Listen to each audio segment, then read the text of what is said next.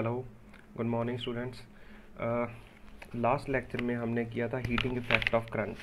तो हम पढ़ रहे थे जाउल्स लॉ ऑफ हीटिंग या heating effect of current.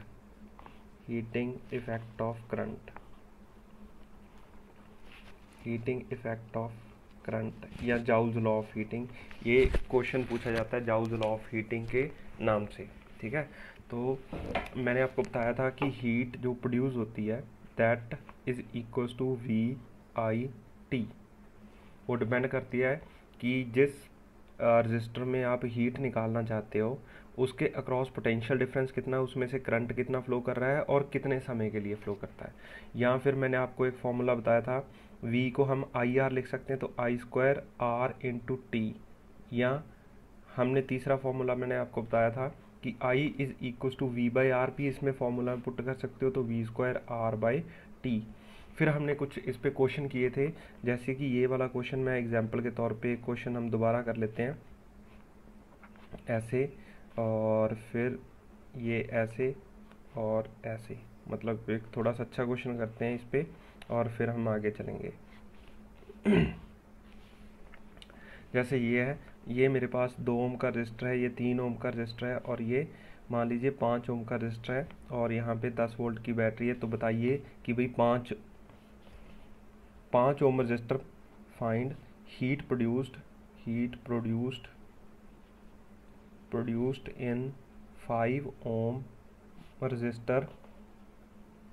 resistor if current flows for 5 minutes। अगर 5 मिनट के लिए करंट फ्लो करता है तो कितनी हीट प्रोड्यूस करेगा।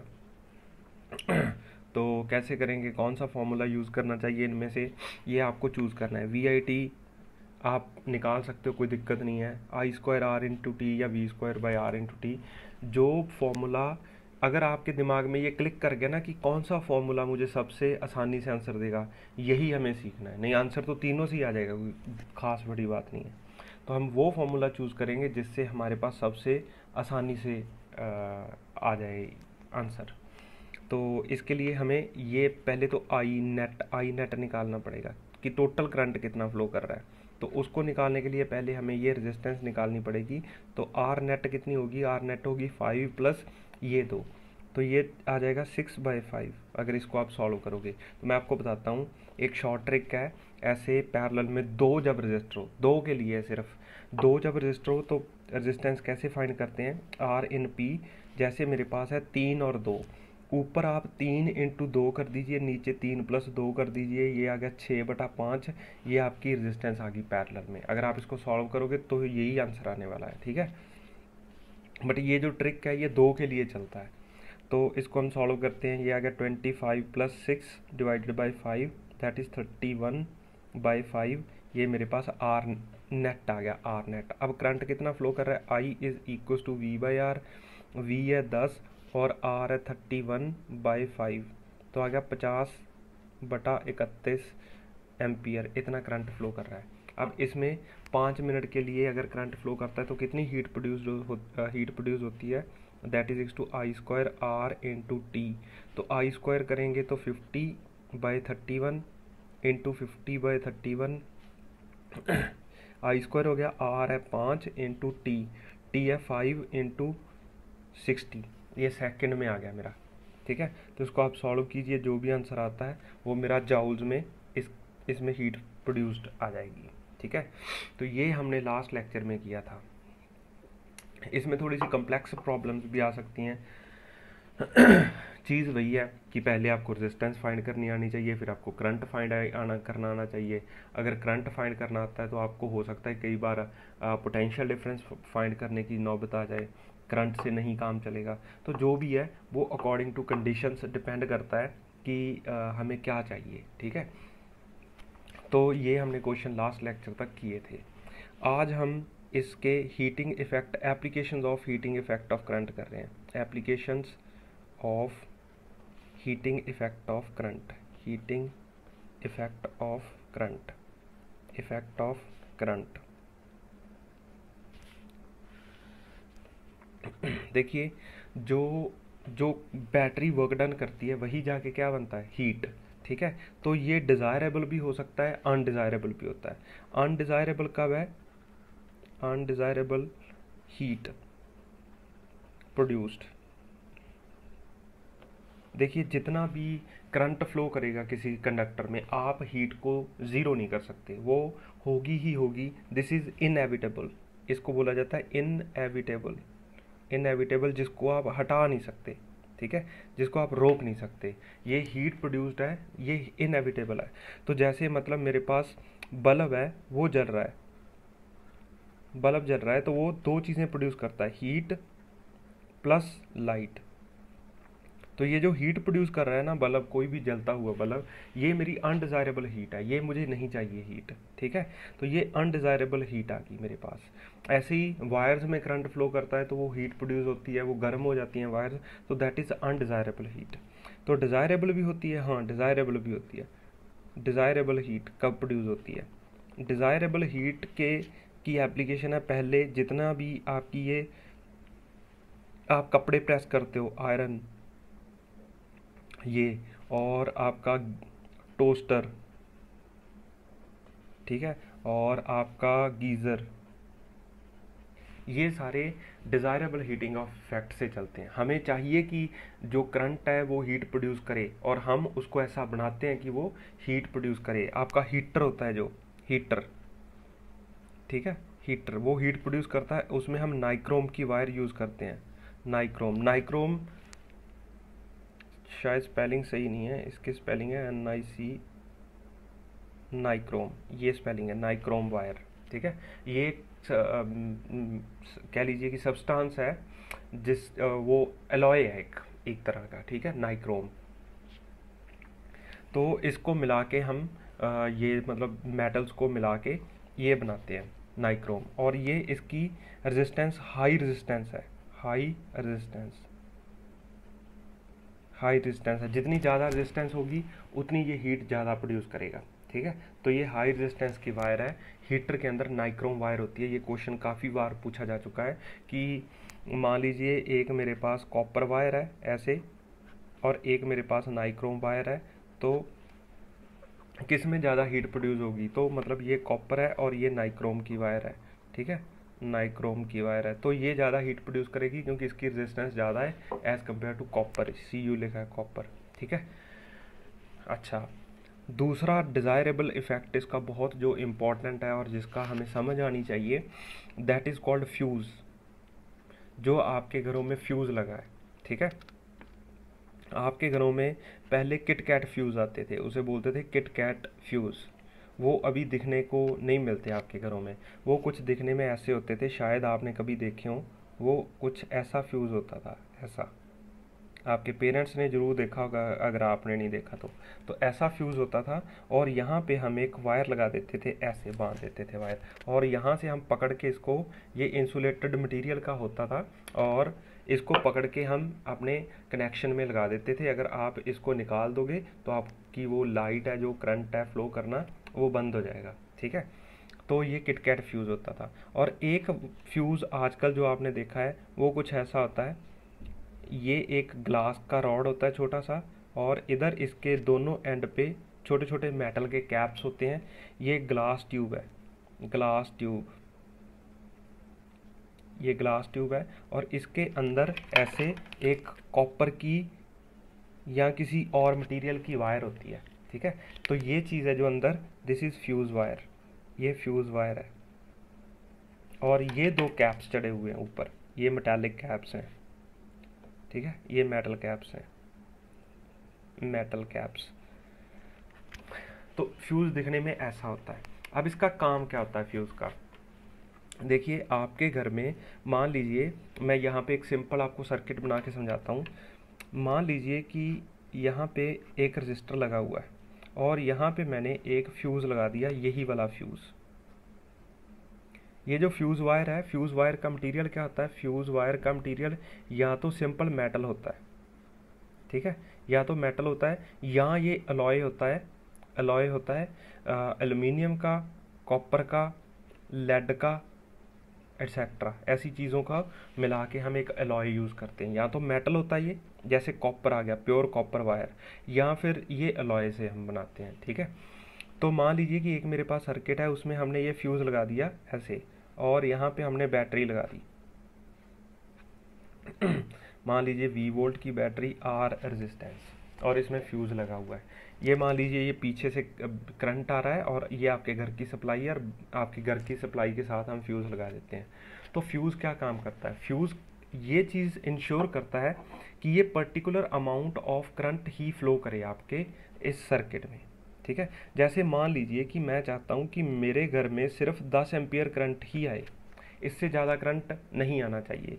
तो जब तक तो 9.9 तक 10 एम्पियर तक करंट फ्लो करेगा, तो मेरा ये फ्यूज़ सलामत रहेगा। ठीक है, और करंट भी फ्लो करता रहेगा। जैसे ही जिस दिन करंट आ गया, मान लीजिए 11 एम्पियर, तो क्योंकि ये मैंने फ्यूज़ ऐसा डिज़ाइन किया हुआ है, ऐसा बनाया हुआ है कि ये 11 एम्पियर करंट आने से ये मेल्ट हो जाएगा। ठीक है, इसका मान लीजिए मेल्टिंग पॉइंट ही कुछ मान लीजिए ऐसे एक्स है इसका मेल्टिंग पॉइंट, ये एक्स तक तो सहन कर सकता है हीट को। और हमें पता है कि जो हीट प्रोड्यूस होती है वो करंट पे भी डिपेंड करती है, यहाँ पे हमने पढ़ा है करंट पे डिपेंड करती है। ठीक है, या I²R/T ये फॉर्मूला है। तो जो हीट प्रोड्यूस होगी उसमें, उसका मान लीजिए इस फ्यूज़ का मेल्टिंग पॉइंट है एक्स, मेल्टिंग पॉइंट मतलब एक्स तक टेम्परेचर बढ़ जाए, इसको कोई प्रॉब्लम नहीं है। जैसे ही करंट ज़्यादा आएगा तो ये एक्स वाला टेम्परेचर है जो इंक्रीज़ कर जाएगा, और जैसे ही ये एक्स वाला टेम्परेचर इंक्रीज़ करेगा, ये फ्यूज़ है जो वो मेल्ट होके टूट जाएगा, और आपके सर्किट में करंट फ्लो करना बंद कर देगा। ठीक है, तो ये एक डिज़ायरेबल प्रॉपर्टी है किसकी? हीट की। तो आपके बहुत बड़े बड़े अप्लाइंसेज इस चीज़ पे चलते हैं। जितने भी आपके घर में टीवी, फ्रिज, जितने भी अप्लाइंसेज है उन सब में एक फ्यूज़ लगा रहता है। ठीक है, तो वो फ्यूज़ बेसिकली ये करता है कि जब भी कहीं किसी प्रॉब्लम के कारण आपके सर्किट में करंट का फ्लो बढ़ता है, तो ये फ्यूज़ बर्न हो जाता है, मेल्ट हो जाता है, और आपका सर्किट है जो वो डाउन हो जाता है, बंद हो जाता है, ताकि फर्दर अप्लाइंसेस को प्रॉब्लम ना आए। एक तो आपके घर में फ्यूज़ लगा होता है मेन, जहाँ पे आपके घर में बिजली एंटर करती है, करंट आता है जहाँ से, वहाँ पे इलेक्ट्रिसिटी बोर्ड के साथ वहाँ पे आपके घर में जहाँ पे आपका मीटर लगा हुआ है, वहाँ पे फ्यूज़ लगे होते हैं। ऐसे किट कैट फ्यूज़ भी होते हैं, और ऐसे फ्यूज़ आपकी हर एक अप्लाइंस के अंदर लगा हुआ है। छोटे छोटे अप्लाइंसेज हैं आपके, टीवी, फ्रिज, टोस्टर है, गीज़र है, हर एक के अंदर ऐसा फ्यूज़ लगा हुआ है उसको बचाने के लिए। ठीक है, अच्छा, तो ये चीज़ हमें समझ आ गई कि भाई इसका डिज़ायरेबल हीटिंग इफेक्ट क्या है, कि हम इससे फ्यूज़ बना सकते हैं जो हमारे सर्किट को जलने से बचा सकता है। वो फ्यूज़ किस चीज़ प्रिंसिपल पे काम करता है? फ्यूज़ काम करता है हीटिंग इफेक्ट ऑफ करंट पे। फ्यूज़ का प्रिंसिपल क्या है? Principle of fuse is heating effect of current. Heating effect of current, कि भाई करंट फ्लो होने से हीट प्रोड्यूस होती है, और एक पर्टिकुलर अमाउंट तक अगर उसमें करंट फ्लो करता है तो उसके कोरस्पॉन्डिंग जो हीट प्रोड्यूस होती है, तो मेरा फ्यूज़ उस हीट को तो सहन कर सकता है, बट जिस दिन वो करंट बढ़ गया तो हीट भी बढ़ जाएगी, और मेरा फ्यूज़ है जो वो जल जाएगा। ठीक है, तो जो फ्यूज़ की रेटिंग है वो उसको लिखा जाता है ऐसे, मतलब रेटिंग ऑफ फ्यूज़ रेटिंग। पहले मैं आपको ये बताता हूँ कि फ्यूज़ की रेटिंग क्या है, फिर मैं आपको बताऊँगा कि फ्यूज़ की रेटिंग बनती कैसे है। ठीक है, फ्यूज़ आते हैं हमारे पास, 1 एम्पियर का फ्यूज़ आ गया, 2 एम्पियर का, ये आप समझ सकते हो ना। 1 एम्पियर का फ्यूज़ है, मतलब 1 एम्पियर तक करंट अलाउ करेगा, इससे ज़्यादा वो मेल्ट हो जाएगा। ये 2 एम्पियर का है तो 2 एम्पियर तक करेगा। फिर हमारे पास 5 एम्पियर का आता है, 8 एम्पियर का आता है, 10 एम्पियर का आता है, ऐसे एंड सो ऑन, ये चलते रहते हैं। ठीक है, तो ये फ्यूज़ रेटिंग मतलब कि ये मैक्सिमम इतना करंट अलाउ करेगा, ये 2 एम्पियर तक अलाउ कर सकता है। डिपेंडिंग अपॉन डिफरेंट सर्किट्स ये आपको फ्यूज़ लगाने पड़ते हैं अकॉर्डिंग टू द कंडीशन। जहाँ पे कोई अप्लायंस, जैसे आपका एसी है, एसी तो 1 एम्पियर करंट पे नहीं चलेगा, तो वहाँ पे तो ये फ्यूज़ तो काम का ही नहीं है, ये तो जल जाएगा उसी वक्त, तो आपका सर्किट तो उसी वक्त डाउन हो जाएगा। और ये 2 एम्पियर का भी नहीं काम का, मान लीजिए 5 या 8 एम्पियर का फ्यूज़ हम लगाएंगे। ठीक है, फ्यूज़ को सिलेक्ट कैसे करते हैं? पहले तो देखिए इसमें इम्पॉर्टेंट चीज़ है, जो इम्पॉर्टेंट है, फ्यूज़ जो है हमने पढ़ा है कि जो रेजिस्टेंस है that is to rho L upon A. जितना ज़्यादा एरिया बढ़ेगा, as area increases resistance decreases. तो जितना हमें ये चाहिए कि ज़्यादा करंट अलाउ करे वो, इसका मतलब उसकी रेजिस्टेंस उतनी कम होनी चाहिए, उतनी कम होनी चाहिए तो एरिया उसका उतना ही ज़्यादा होना चाहिए। जो फ्यूज़ है मेरा वो इंडिपेंडेंट ऑफ लेंथ होता है, इंडिपेंडेंट ऑफ लेंथ। वो कितनी वायर हम लपेट रहे हैं, जैसे ये किट कैट फ्यूज़ की बात करते हैं, इसको ग्रिप बोलते थे ऐसे पंजाबी मतलब लेमन लैंग्वेज में, otherwise it is called kit kat fuse. तो किट कैट फ्यूज़ में ये जो तार लपेटते हैं ना, उसकी लंबाई क्या है इससे हमें मैटर नहीं है, मतलब ये मैटर नहीं करती ये चीज़ें। हम ऐसे ही आर्बिट्रेरी कोई भी वायर लेके, कितनी भी लंबी वायर लेके लपेट देते हैं, बट इसका एरिया मैटर करता है। अगर आप बहुत मोटी वायर इस पे लपेट दोगे तो ये जलेगा ही नहीं कभी, और आपके हो सकता है किसी दिन ज़्यादा करंट आ जाए और आपके पूरे के पूरे अप्लायंसेस उनकी मृत्यु हो जाए और ये जले ही ना फ्यूज़। ठीक है, इसीलिए ये एक पर्टिकुलर ऐसे हमारे पास वायर हम लेते हैं, जैसी वो डिपेंड करता है कि इसका एरिया क्या है, और ये इसका area of the wire depend करेगा किस चीज़ पे, कि हमें कितना करंट चाहिए अपने सर्किट में। तो इसकी लेंथ मैटर नहीं करती फ्यूज़ की, इसका area of the cross section of the wire depend करता है। ठीक है, area of cross section of wire, area of cross section of wire matter करता है। ठीक है, तो जितना ज़्यादा एज एरिया इंक्रीजेज तो रेटिंग है जो फ्यूज़ की ऊपर चली जाती है। रेटिंग का मतलब ये, रेटिंग गोज़ अप। तो अगर हम मेरा अप्लायंस कोई मान लीजिए वो मैक्सिमम 1 एम्पियर करंट ले सकता है, तो हम इसमें थिन वायर का फ्यूज़ यूज़ करेंगे, थिन वायर फ्यूज़। ठीक है, थिन वायर फ्यूज़। और अगर मान लीजिए मेरा 10 एम्पियर तक ये मतलब कोई अप्लायंस 10 एम्पियर तक चलता है, जैसे एसी है, तो हम थिक वायर का फ्यूज़ यूज़ करेंगे, थिक वायर फ्यूज़। ठीक है, थिक वायर फ्यूज़, समझ आया? जितना मोटा फ्यूज़ उतनी उसकी रेटिंग ज़्यादा। ठीक है, क्योंकि वो उतनी रेजिस्टेंस आपको कम देगा और वो अलाउ करेगा करंट को फ्लो करने के लिए, पहली बात।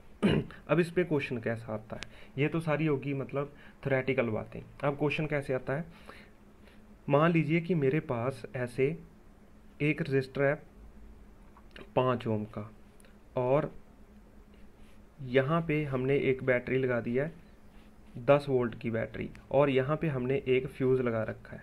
ठीक है, फ्यूज़।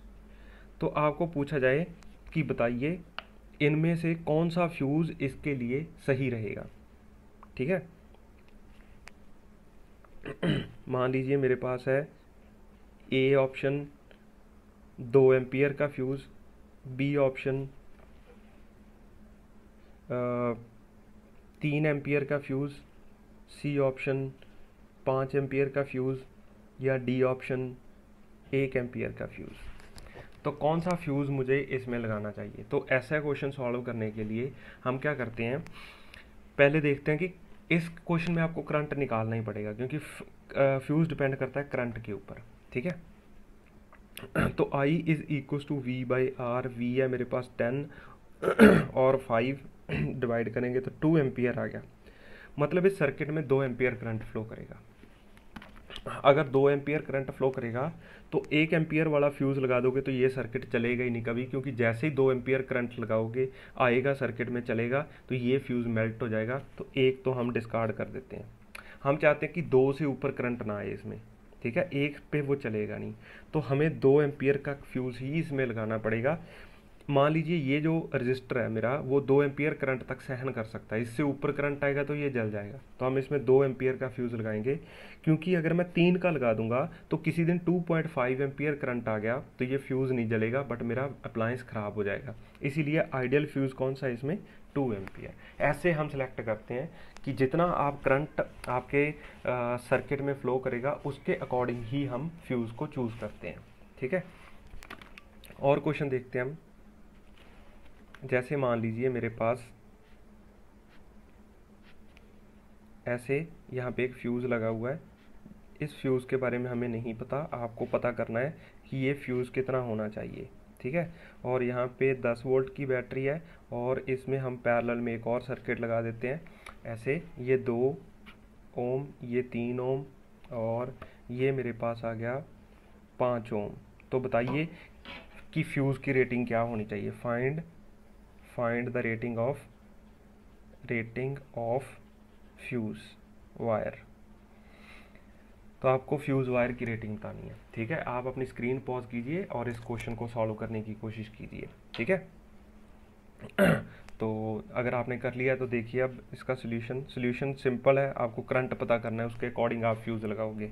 तो करंट पता करने के लिए पहले आपको क्या पता करना पड़ेगा, रेजिस्टेंस टोटल। तो आर नेट कितना आ जाएगा, अगर मैं उस शॉर्टकट की बात करूं जो मैंने अभी आपको सिखाया, ये दोनों सीरीज़ में 3 2 5 और 5 5 दोनों पैरेलल में आ गए। तो 5 × 5 डिवाइडेड बाई 5 + 5 तो आ गया 25/10। तो मतलब आ गया 2.5 ओम, इतना रेजिस्टेंस आ गया। तो करंट कितना फ्लो करेगा, I = V/R। तो V कितना है 10 और R कितना है 25/10।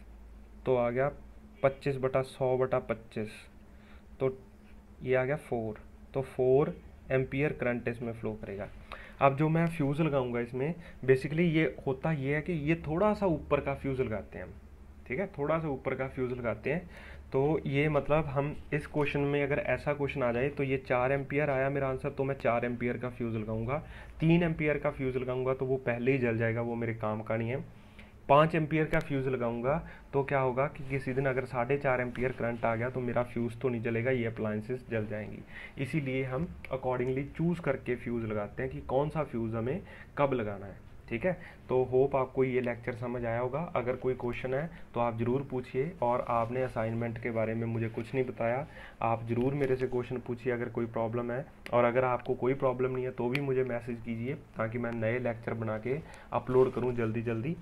तो इसके बाद हमें पढ़ना है पावर, ठीक है। तो मैं कल उसका लेक्चर बना के अपलोड करता हूँ, बट उससे पहले आप मेरे को ज़रूर बताइए कि आपकी असाइनमेंट की क्या स्टेटस है, उसका आपने कितनी सॉल्व किया, कितनी नहीं की, कोई प्रॉब्लम है तो मुझे ज़रूर बताइए, ठीक है। Thank you.